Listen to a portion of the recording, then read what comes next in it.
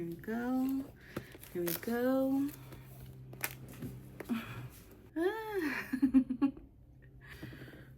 Every time. Hi, my name is Yana. I'm a modern ajumma. I feel weird. I haven't really been wearing makeup for months. I haven't been wearing eyeshadow in months for sure. But when the new Byredo 2025 eyeshadow palette comes out, and I was lucky enough to snag it, I have to try it on. She's so beautiful.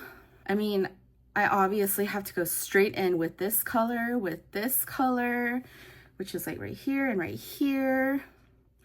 I really appreciate this time that they separated half into warm. I don't know if you can tell, but like this bottom half of the palette is warm and this top half are cooler tones. You know, that's nice. But I personally like to mix and match metals, mix and match temperatures. So for like this inner corner part, I think I used her. So this is just gonna be my new personality for the next couple of months, I think. Also, I don't know if a lot of people know, but the cover for this palette is like a crumpled up page from Little Women by Louisa May Alcott. The name of this palette is Bibliophilia. I'm just justifying talking about it in my book video. She's gorgeous. Tofu Cat is gorgeous too. Hello, hello. See, I'm telling you, there's no room to sit up here. Ow, ow, I told you. Look at this absolutely tiny mirror that I have, but I keep it at my desk to make sure that I don't have like mascara, lipstick in my teeth. I'm gonna have to keep remembering to check. All good. But this is not a beauty video. This is a August, what I read in August video. I read about 4,000 pages this month, which is like, for me, a normal amount of reading for a month. We're in September now, school has started, I work at a school, my son goes to school, I go to school now. That whole going from 0 to 60, painful, painful. But I was able to cram in some books in the month of August, so let's talk about them. Let's start with The Remains of the Day by Kazuo Ishiguro. This book I read for Ben Reads Good's Read Good Challenge for the month of August. I don't know why I'm still trying with Kazuo Ishiguro, because this felt like the literary equivalent of watching paint dry. I de-gaffed about Stevens and his Manny McManson sad sack, unreliable POV. The lovely prose was just not enough for this dry as sand, slow-moving narrative. I mean, the first 10 pages was just to say that he was bored with his life, and then 250 pages to say, don't be a zombie in life. Like, be curious, take a stand. Watching Shaun of the Dead is time much better spent with another British person. When I was reading this book, I kept thinking of when I used to work at Nordstrom. There used to be this infamous customer. She was an old lady. Whenever she would step onto the floor, all of the sales associates would run to the back rooms because they knew that once she found a sales associate, she would sink her hooks into you and just make time seem like it was dragged to the most glacial pace. That's what this book was to me. Like, I think it's beautiful the way that Ishiguro gets at poetic injustice. I can see this working for some people, but I personally hate it. I felt zero remorse for Miss Kenton wasting her time. This was soporific. Let's move on to a good British book.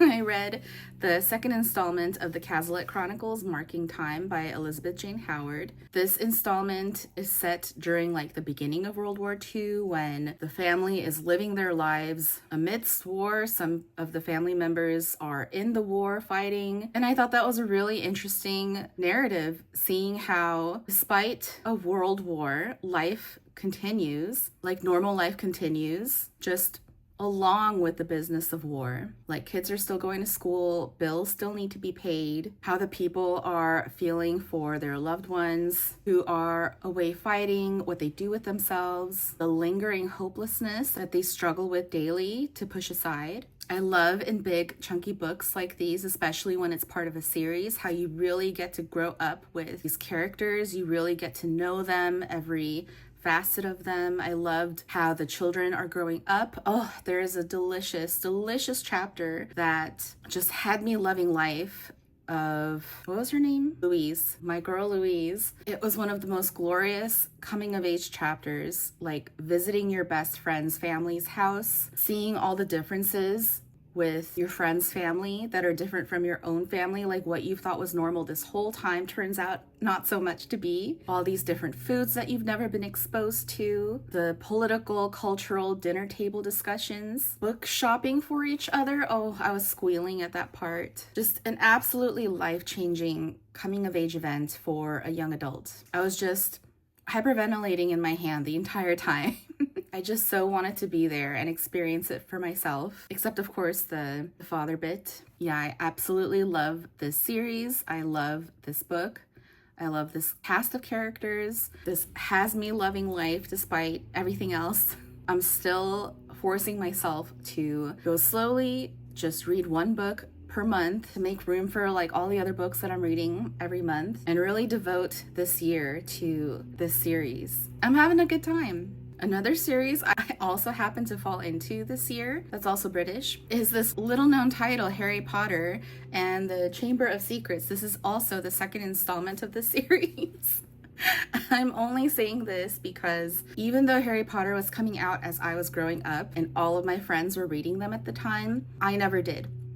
I blew it off. I watched the movies. I was whatever about it. And then now that my kid is around this age, we're reading it together. We watch the films together. It has captured me now in 2025, unfortunately, when J.K. Rowling has apparently completely forgotten the narrative and the lessons and the messaging of her very famous story that she herself wrote. How ironic. I think in my previous video, my July wrap-up video, when I was talking about the first Harry Potter, I showed like my Minolima book that is like a newer edition of that book. I just want to say that was purchased, I should have looked this up and like written it in my notes, but that was purchased before this whole turfdom, all that's happening right now with that lady.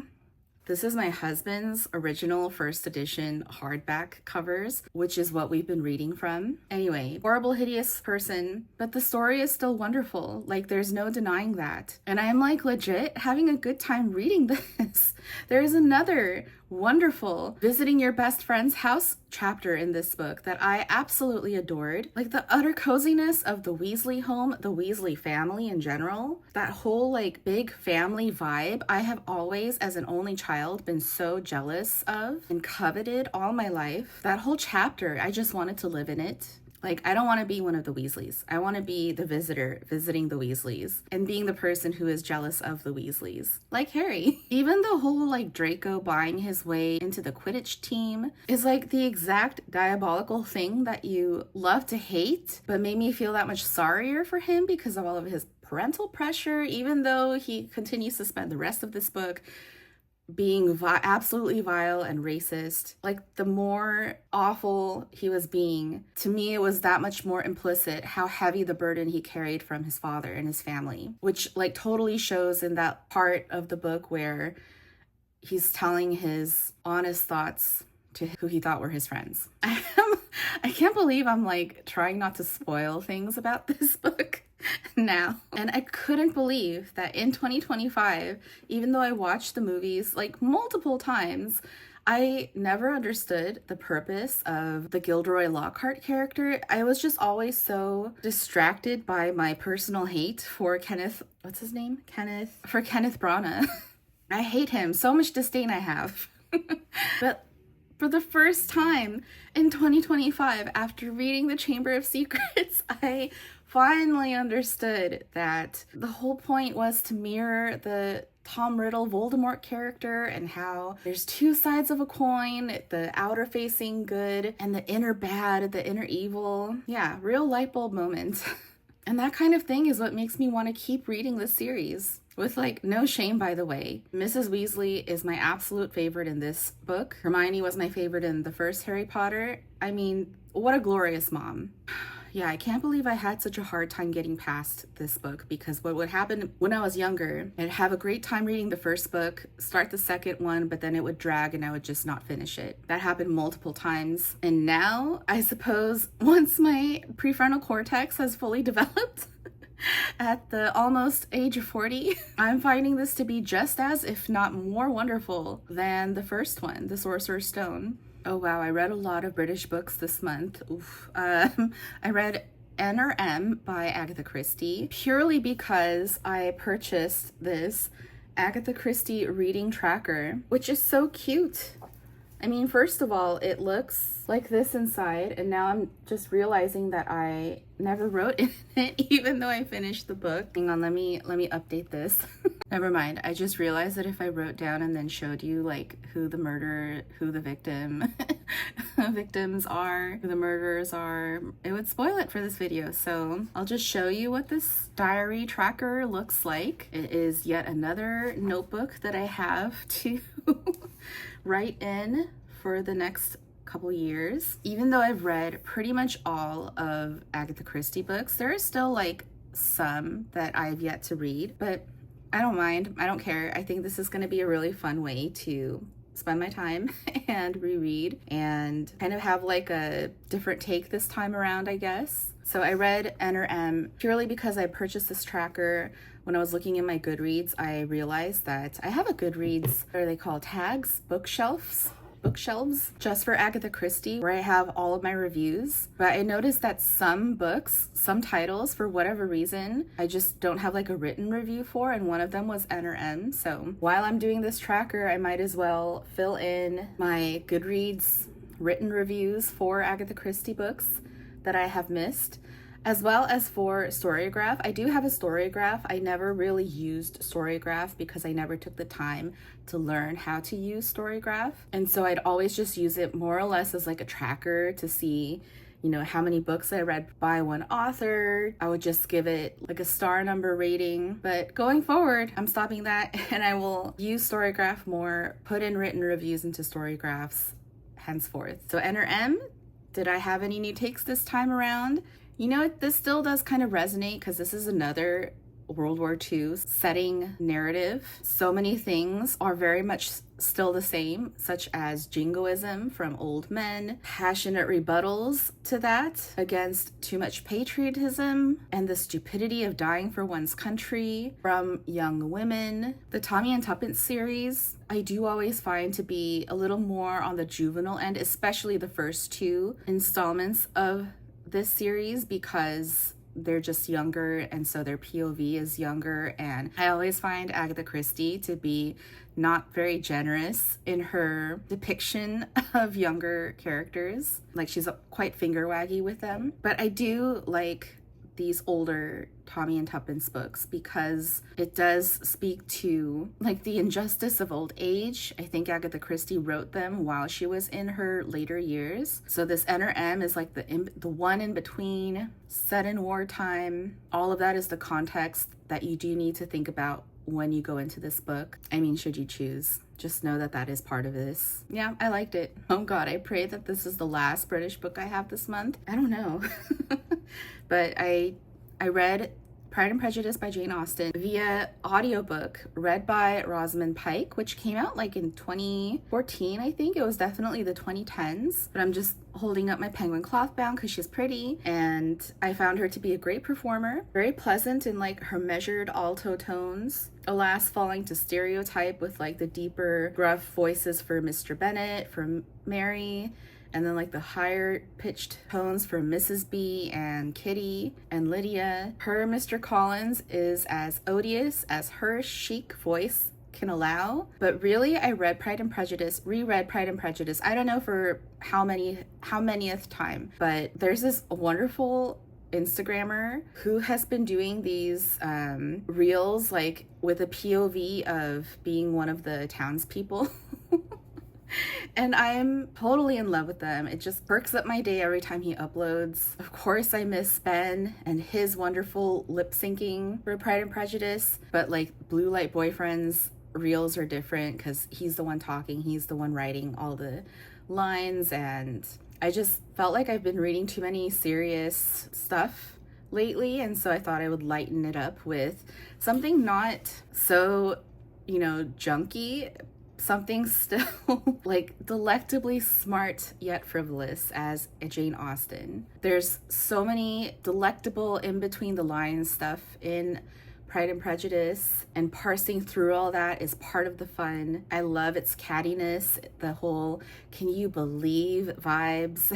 Another great high-key siblings story, which alas I can only look upon from the outside because I don't have any sisters, where I'm like, ooh, that's such a sister thing. I'm like, what? Why are they doing that? Like, I'm just not quite 100% getting all of the shifts in tones. Another light bulb moment I had in 2025 rereading this again, I totally did not realize that Jane is Mrs. Bennet's favorite and Elizabeth is Mr. Bennet's favorite. Like, no wonder the younger three were so crazy trying to get everybody's attention. So Pride and Prejudice, that definitely scratched that particular itch. Okay, no more Brits. I read Lips Too Chilled by Matsuo Basho. This is part of my endeavor to read every month a piece of poetry and a Penguin Little that I have. Alas, this one little book is going to have to fit both of those bills. This is also a collection of haikus, so it's that much shorter. I just felt after last month reading like the entire collected works of Denise Levertov, I'm like, something a little lighter please this time around. And this definitely fit that bill. I thought this was lovely, like very mesmerically descriptive lines. Spring's exodus, birds shriek, fish eyes blink tears. Lovely. I read The Lady's Handbook for Her Mysterious Illness by Sarah Ramey as a Libby audiobook, which was read by both the author as well as Eileen Stevens. This is a memoir, an extremely personal approach to a memoir, I might add, cut with like scientific research that she apologizes too often for. I was very interested in both the science aspect as well as her personal experiences with chronic illness, which is what this book is about. She reminds people that illness is profoundly lonely when your time is spent being ill and covering up for your illness, which makes people believe that you're not ill. She strongly urges people to listen to women. But what I found unique to this book in particular, you should listen to women who are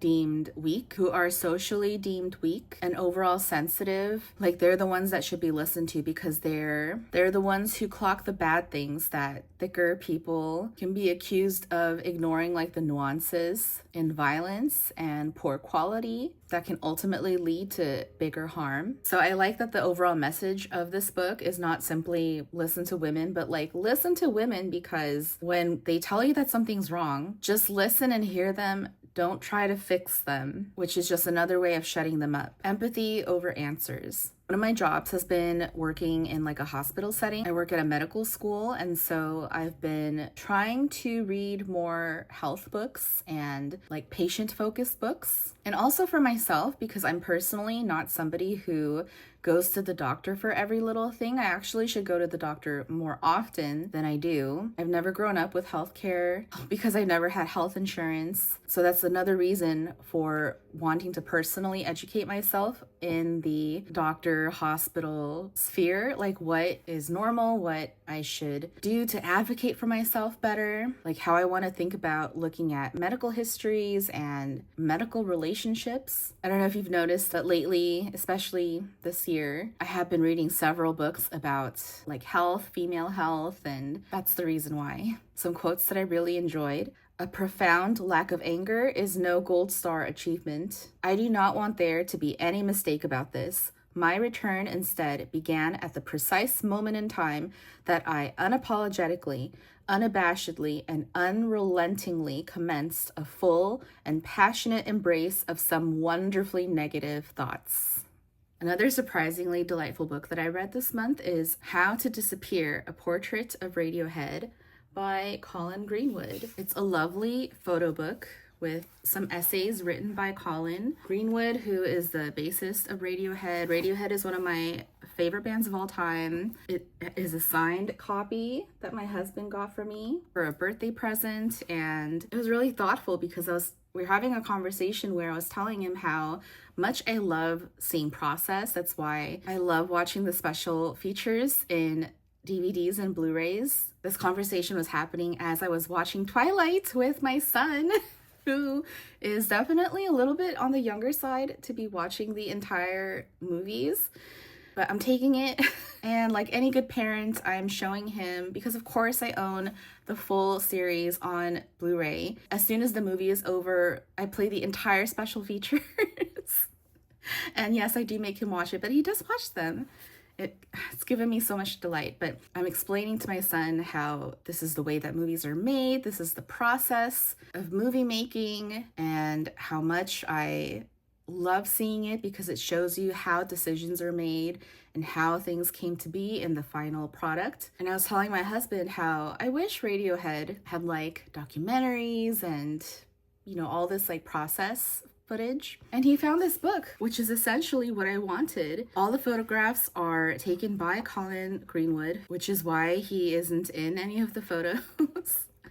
And they're all so intimate. Even on stage, he wrote about how he would keep a small collection of cameras on stage for him to be able to snap these shots during like lulls when he's not playing for a little bit in the songs. I had no idea that this book existed. I'm so glad to have this. If you're a big Radiohead fan, I highly recommend. I read The Art of Libromancy on Selling Books and Reading Books in the 21st Century by Josh Cook. This came out in 2023. I read this as a library book because I saw CJ Reads reading this on her Instagram stories. I was book fluenced. I thought this was great. I love how it speaks to the intrinsic politics of books and reading within the culture for readers like myself who are searching for the answer and the meaning behind that in each and every book that we read. This is cathartic. This is also a guide to being a more responsible, knowledgeable, empathetic reader, book consumer, human being today in the 21st century. I thought this was a great companion read for Claire Dederer's Monsters on like how to tackle art and artists, or like books and authors that we disagree with politically. I had no idea that American Dirt by Janine, Cummins, a book that I've never heard of before, is an IRL yellowface situation going on. I'm gonna read you the back blurb. For once, the blurbs on the book is actually pretty good and helpful. If books are important to you because you're a reader or a writer, then how books are sold should be important to you as well. If it matters to you that your vegetables are organic, your clothes made without child labor, your beer brewed without a culture of misogyny, then it should matter how books are made and sold to you. If you have any interest in that, I highly encourage you to read this as well. I'm going to read you one other quote that I absolutely loved. It's more of a paragraph. Genre is a form, a type, and a place, but ultimately genre is a conversation. It is writers talking to writers, writers talking to readers, readers talking to readers, readers talking to writers, and of course, booksellers talking to each other and everyone else. Whether we want it to or not, every decision we make about where to shelve a book participates in that conversation. That conversation takes place within a historical and a contemporary political context. A conversation about whose stories are valuable. A conversation about how books spread truth or don't. Conversation is supposed to be what we're good at. Talking about books is supposed to be one reason we are valuable. We can be passive about that conversation, trying to shift the responsibility to some imagined average reader, or we can be active and intentional, directly conversing with the world of books in ways that promote our values, strengthen our communities, and increase access to the world of books. If that doesn't sell you, I don't know what will. I read 2 books about the ocean this month. I don't know why, but the one that I liked the most was In the Heart of the Sea, The Tragedy of the Whale Ship Essex by Nathaniel Philbrick. This book came out in the year 2000, but I'm pretty sure this book is just going to read as timeless. I found this to be such an immersive narrative of what happened to the people on this whale ship. I flew through it. I barely came up for air. I kept thinking of the orcas that were trolling for boats to attack. Are they still doing that? And even though I said that this book is timeless, I also thought how popular opinion changes over time, because this book is very human focused. Whereas now, we're cheering for the animals. I kept thinking of the orcas during this whole reading experience. I also thought of The Wager by David Graham that I read very recently in the last month or two, which I found to be an even more immersive ship accident story. So I liked In the Heart of the Sea a lot overall, but my reading experience was made more of like reading these other ocean books and how writers' perspectives changed throughout the years. Like, I couldn't really focus on what it must have felt like to be, Owen Chase or George Pollard, to have survived this traumatic experience and then be back home with all of that in them for the rest of their lives. I probably should have, but instead I was really thinking of how, not that this would be an extremely linear equivalent, but these men were out there doing disgusting things in the pursuit of wealth. And so they were probably again, not exactly the same, but the contemporary millionaires that we revile today. I'm also just a highly risk-averse person, so I'm always fascinated by and just can never get over people who regularly choose high risk, high reward scenarios for themselves, regardless of what century. This definitely pumped me up, though, to eventually read Moby Dick, which is literally my white whale of books. I've always been super intimidated by reading Moby Dick because I'm just hearing that it's super dry, that it's a lot, it's weird. But I really want to read it because everybody who reads that book ultimately comes away with some sort of revelation. And I want to know what my revelation will be. I'm waiting until this gets better. The other ocean book that I read this month is The Underground, Journeys to the Depths of the Ocean by Susan Casey. This came out in 2023.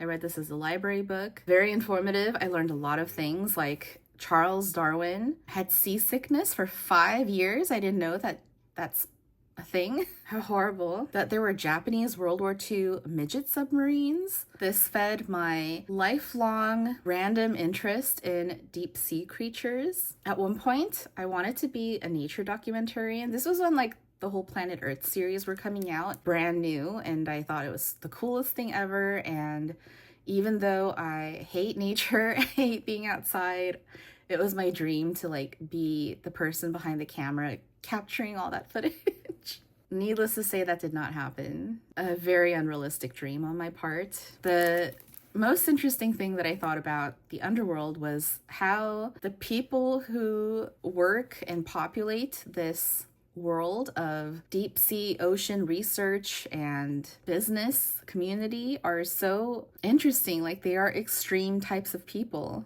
I mean, you'd have to be. I liked that Susan Casey wrote this book almost in a memoir sense, where she did inject quite a lot of her own personal experience into her writing for this. Almost like you're getting to know everybody, and how you enter a story totally fresh and ignorant, and you start getting to know everybody and get to know the lay of the land through this main character that is the writer Susan Casey. All that aside, for whatever reason, I just couldn't really get into the Underworld. I found it to be slow going.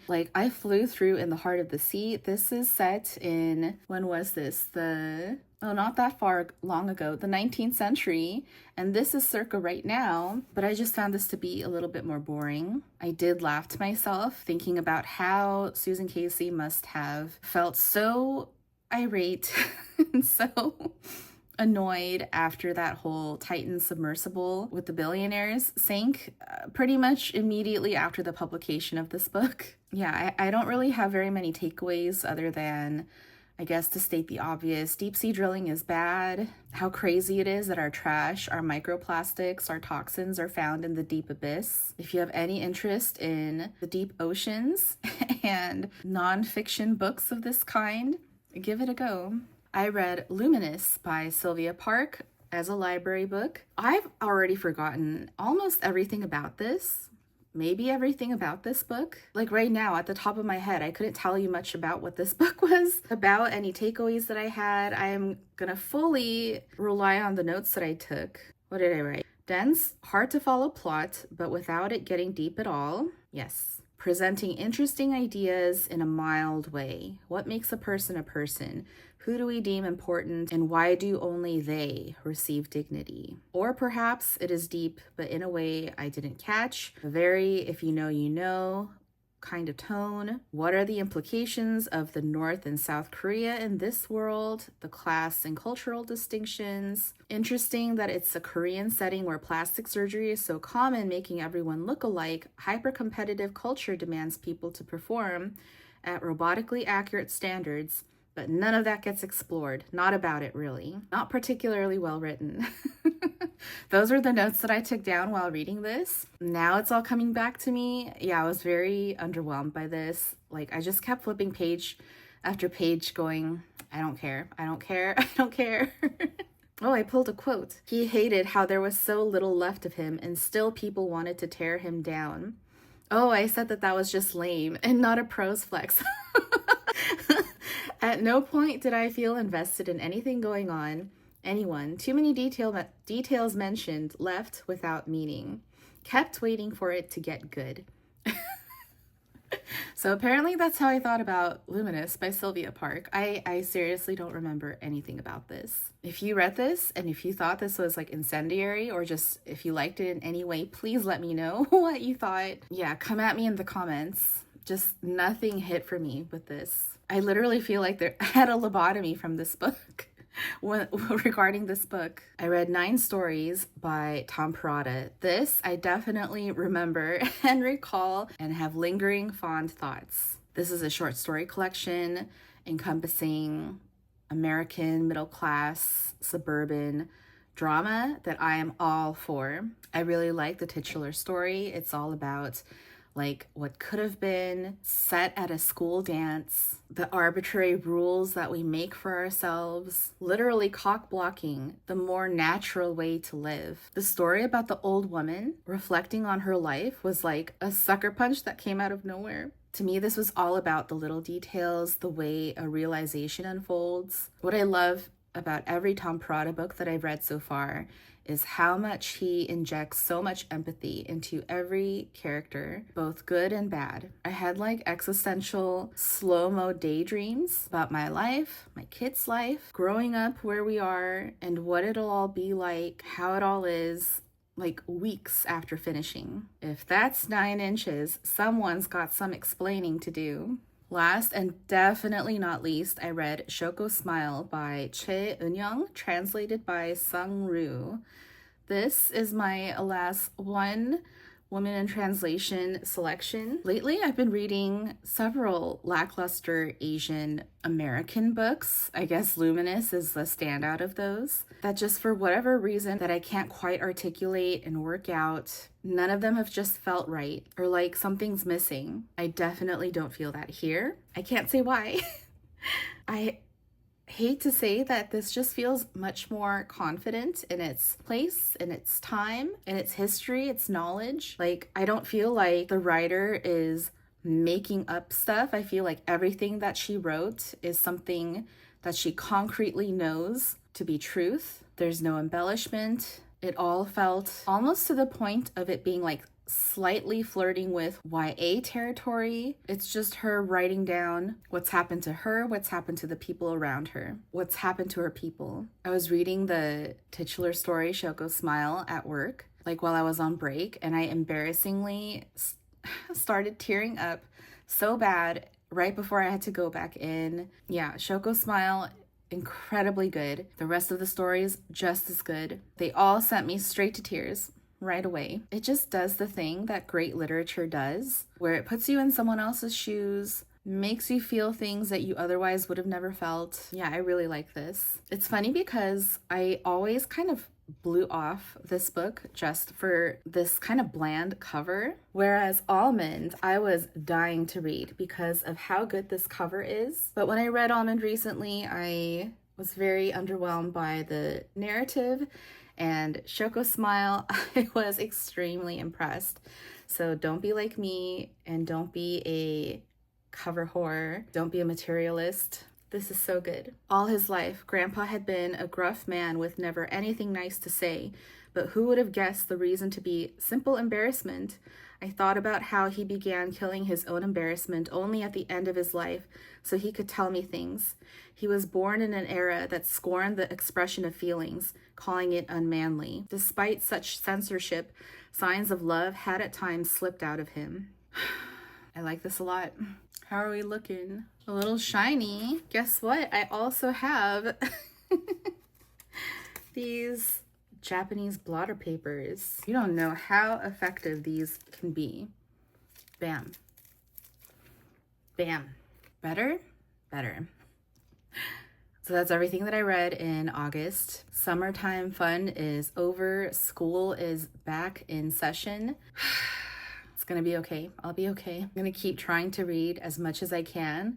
I have extremely ambitious reading plans, but I know that it is going to be very unrealistic to have them met, but I'm still going to try. I'm going to be going to Paris this month. I don't know exactly what to think about my August reads as a whole. While yes, there are some good books and there are some bad books, but I'm not at all regretting having read the bad books by any means. You always need a variety in your reading to be able to know how you feel about one and the other, to have them almost talk to each other, even if they may not be like, even though there may not be like a linear connection to each one, but variety is good. Every month, always shoot to have a variety in your reading life. I'm going to be going pretty hard on my series. I'm just starting the Twilight series to add to my series bonanza, I guess, now.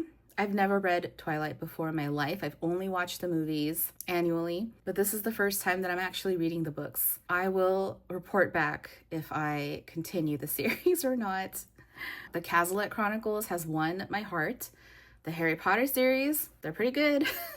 I don't know, I might stop with my monthly poetry and monthly Penguin Littles just because it's almost the end of the year. I'm getting busier. Some things just need to be cut. I need to make some tough choices. They might be it. Have I completely blown off Kazuo Ishiguro at this point? I still have The Unconsoled that I, for whatever reason, I do not know to this day, want to read.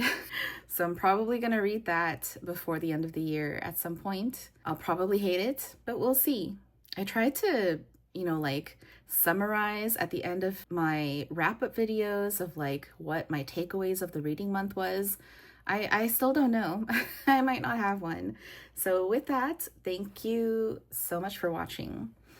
And I may or may not continue to do my eyeshadow in the next video, but see you next time. Bye.